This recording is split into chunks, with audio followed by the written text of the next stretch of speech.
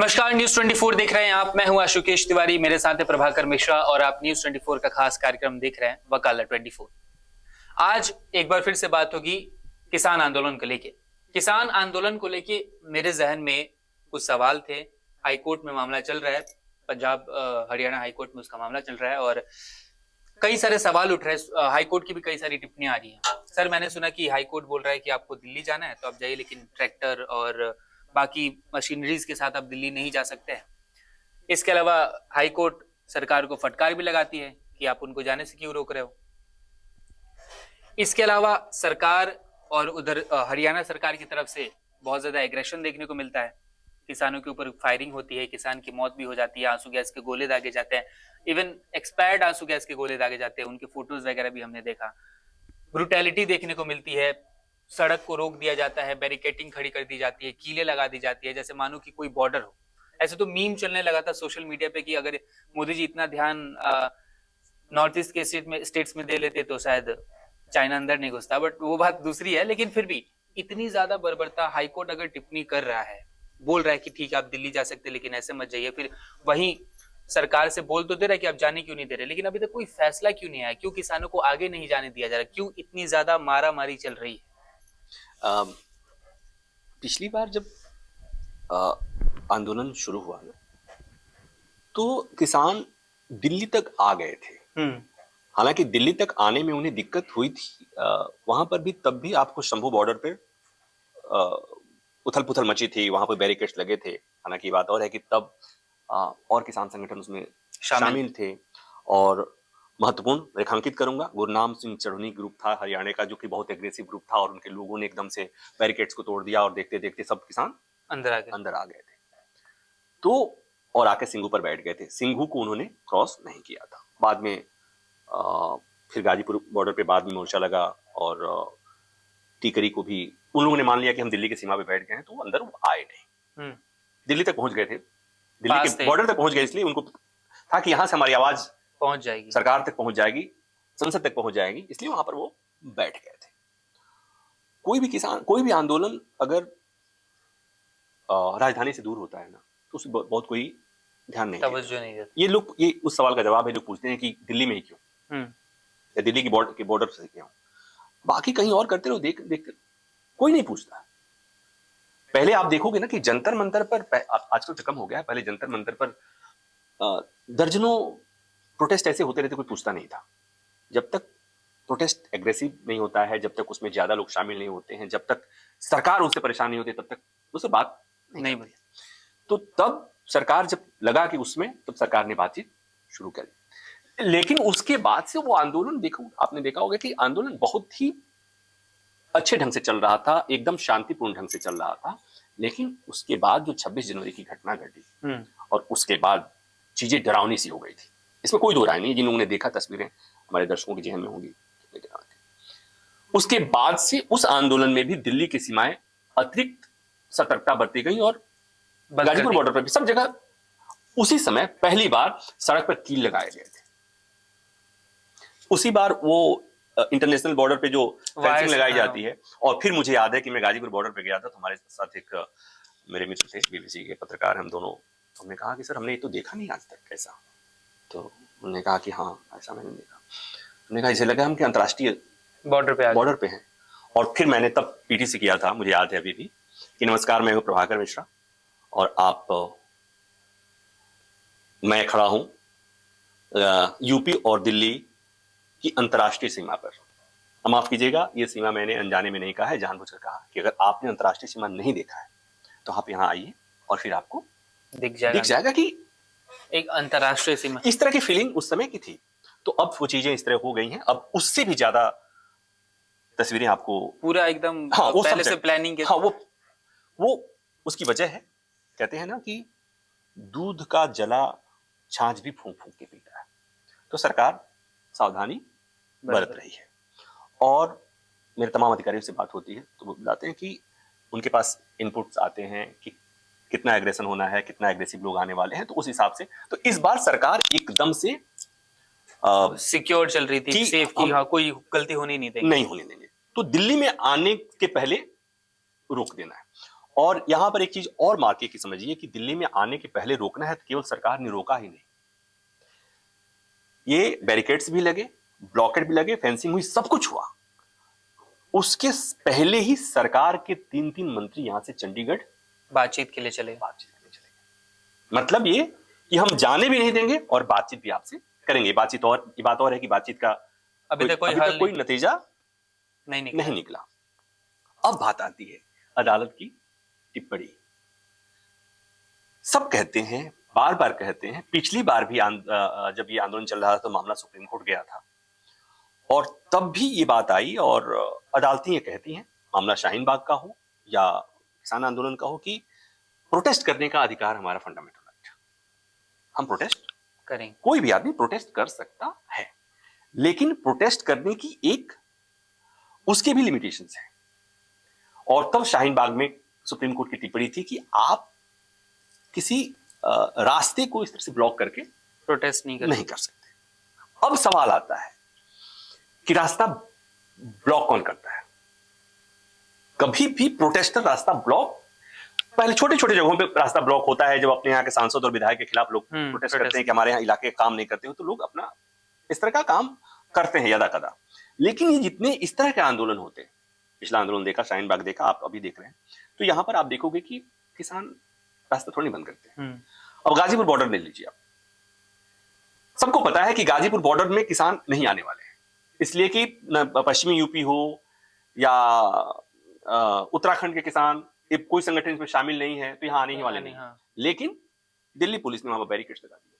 आज हालांकि थोड़ा सा कम हुआ है, मैं वहां जाके कुछ लिखा पढ़ा बोला तो वहां पर बॉर्डर्स थोड़ा सा, लेकिन रास्ते को वहां पर पुलिस ने ऐसे प्रिकॉशनरी, लेकिन उस प्रिकॉशनरी के चक्कर में क्या हो रहा है, लोगों को दिक्कत हो रही है।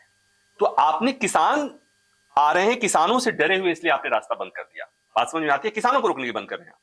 लेकिन एक आदमी जिसे रोज अपने ऑफिस जाना है, एक महिला जिसे उधर जाना है, आपने बंद कर दिया। उसे एम्बुलेंस जाना है, उसे आपने बंद कर दिया।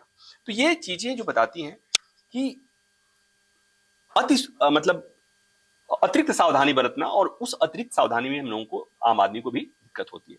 तो एक तरफ तो हाईकोर्ट ने जो बात कही कि हाँ तो जा रहे हैं, इनका प्रोटेस्ट करने का अधिकार है, तो ये प्रोटेस्ट करने का अधिकार है, ये बात हमें अदालतें बताती हैं, कहती हैं, और ये है, प्रोटेस्ट करने का अधिकार है। लेकिन उस प्रोटेस्ट में किसी और को दिक्कत ना हो। अब बात आती है कि उस प्रोटेस्ट में किसी और को दिक्कत नहीं हो रही है, तो ये दिक्कत कौन कर रहा है? किसान रास्ता रोक रहे हैं क्या? वो तो जाना चाह रहे हैं, उन्हें जाने दीजिए।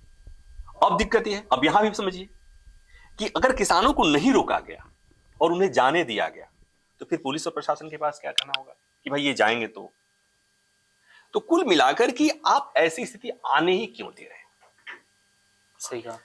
पिछला आंदोलन जब खत्म हुआ, एक कमेटी का ऐलान हुआ, एक कमेटी बनेगी और वो बहुफसली व्यवस्था, एमएसपी गारंटी और तमाम मसलों पर, किसानों के तमाम मसलों पर वो बात करेगी।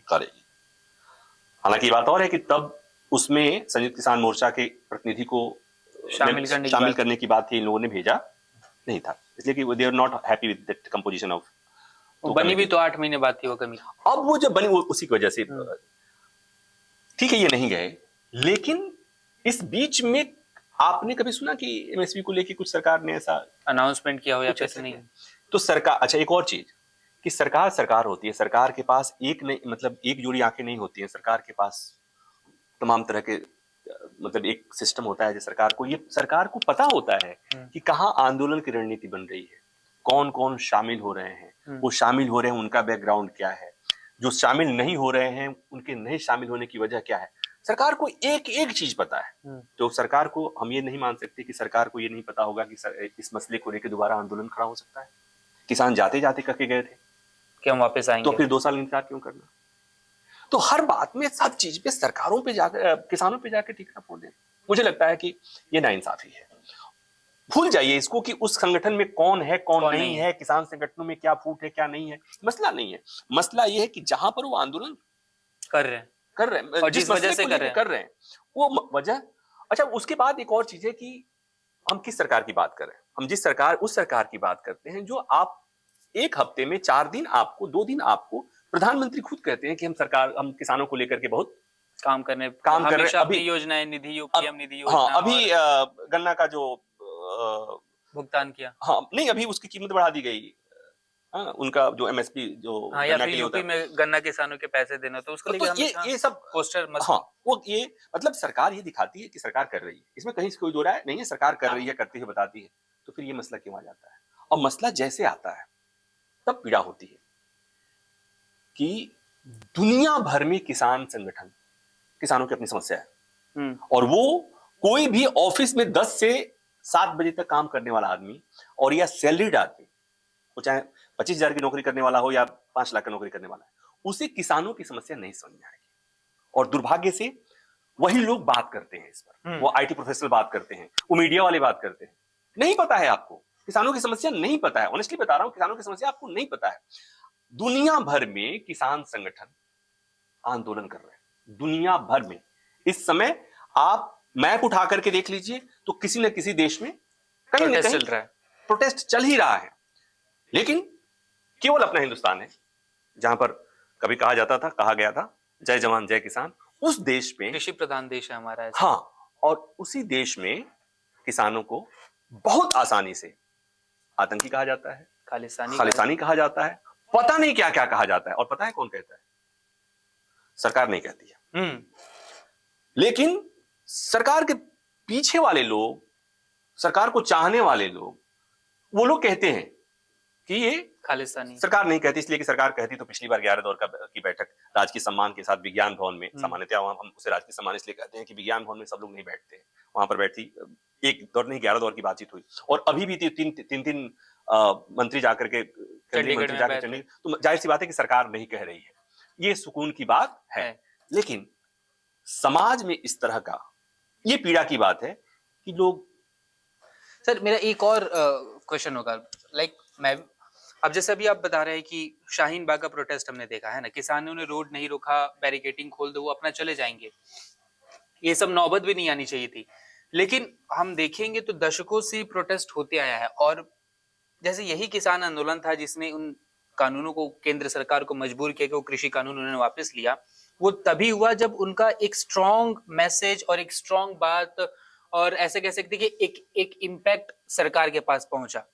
अगर वो किसान नहीं देंगे वो इम्पैक्ट, अगर सरकार को उनके बैठने से दिक्कत नहीं होगी, तो वो कैसे बात बनेगी? फिर वो प्रोटेस्ट, अगर आप कहीं जैसे जंतर मंतर पे आप जाके बैठ जाते हो, वो एक जगह देते कि ठीक है भाई तुम जाओ यहाँ पे बैठ जाओ, वहां पे किसान जाके बैठ गए, कुछ कर नहीं रहे, वहां पे सिर्फ बैठे हैं, प्रोटेस्ट के तौर पे बैठे हैं, तो क्या सरकार को क्या फर्क पड़ रहा है? तो बैठे ही हुए हैं। या मुझे ना ये आपके सवाल अच्छा लग रहा है, और अच्छा ये लग रहा है कि आप इस तरह सवाल पूछ रहे हैं। सवाल उल्टा पूछा जाता है आजकल, मतलब लोग जो जानते हैं कि मैं किसान आंदोलन कवर किया हूँ, करता हूँ, तो लोग पूछते हैं कि मतलब ऐसा थोड़ा ना होता है, क्यों आके बैठ जाते हैं, बात में उठ के चले आते हैं, कोई इस तरह के इस मसले को ऐसा कोई। लेकिन ये सच है आपका सवाल इस लिहाज से कि जब तक वो कहते हैं ना कि माँ भी तब तक बच्चे को दूध नहीं पिलाती ना जब तक वो रोए नहीं, जब तक रोता नहीं है, माँ इरिटेट नहीं होती है, माँ को पता ही नहीं चलता है। तो किसान जब तक, और एक बात और समझो कि इस देश में किसानों के साथ एक अलग पीड़ा है। इस देश में किसान कोई वोट बैंक ही नहीं है, इस देश में प्रत्येक चीज का वोट बैंक है, किसानों का कोई वोट बैंक नहीं है। किसान जाति के आधार पर नहीं बढ़ता है, किसान उसके कास्ट के आधार पे, मतलब रिलीजन के आधार पे नहीं बचता। लेकिन जब वोटिंग करने जाते हैं ना, तो किसान वोट नहीं करता। इस देश में, हिंदुस्तान में, अपने देश में विडंबना है ये कि अपने देश में किसान वोटिंग नहीं करता। कौन करता है? जाट करता है, गुज्जर करता है, ब्राह्मण करता है, बनिया करता है, मुस्लिम करता है, हिंदू करता है, पंडित करता है, किसान वोट नहीं करता। और जब किसान वोट नहीं करेगा तो सरकारें, वो वोट बैंक नहीं बनेगा, जब नहीं बनेगा तो उसकी चीजें हमेशा ऐसे रहेंगी। तो अब जैसे पश्चिमी यूपी में कहते हैं कि वो किसानों का वो है, किसानों के मसीहा, और बस इधर सब चौधरी चरण सिंह को लेकर। तो एक यहां पर कहा गया कि किसान की एक जाति होती है, पता चला कि नहीं, किसान की जाति नहीं होती है जी। यहां पर भी जाति बट गया, यहां पर भी धर्म बट गया। तो ये जो चीजें होती है ना, ये कहीं ना कहीं किसान की जो समेकित एकता है वो उसे बांटती है, और ये सरकारों को, पॉलिटिकल पार्टियों को ये उनको भाता भी है, उनके लिए मुफीद है, ये सूट करता है। तो ये इसीलिए इनको बार बार आना पड़ता है, बार बार सड़क घेरना पड़ता है, बार बार। और एक चीज और कि कोई कुछ भी सरकार आ जाए, ये भी एक राइडर लगाता हूं, जब तक सरकार में किसानों के हितों पर बात करने वाले शामिल लोग नहीं होंगे, जब तक नीति बनाने वाले लोग कृषि को समझने वाले नहीं होंगे, तब तक बात नहीं बनेगी। आप अपने आसपास के लोगों को देख लीजिए, जिन्हें कृषि के बारे में कुछ पता नहीं है, वही किसान आंदोलन के बारे में ज्यादा ज्ञान देंगे। हाँ, जिनसे एमएसपी के फुल फॉर्म पूछ लीजिए, वो आपको किसान आंदोलन पे ज्ञान देंगे, वो आपको किसान आंदोलन पर ज्ञान देंगे, और उन्हें लगेगा कि ये गैर जरूरी है। तो ये एक चीज है कि मुझे लगता है कि सरकार में किसान नेता होने चाहिए, या ऐसे नेता होना चाहिए जो किसानों की चीजों को समझे। जो ऑफिसर्स बैठते हैं, जो ब्यूरोक्रेट्स होते हैं, वो उन्हें कृषि के मामलों की समझ होनी चाहिए।